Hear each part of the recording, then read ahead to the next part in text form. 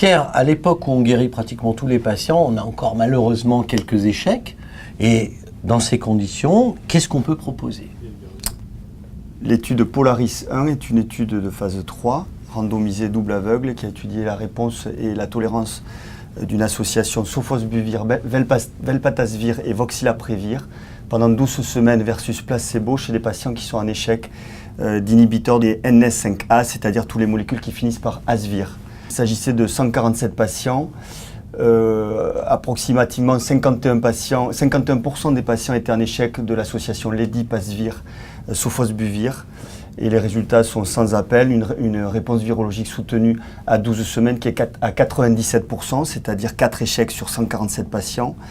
Des effets secondaires très faibles, 10 à 20% qu'on connaît, nausées, céphalées, fatigue. Et si on regarde en détail, 50% des patients avaient utilisé dans le passé une association NS5A en combinaison avec une molécule NS5B.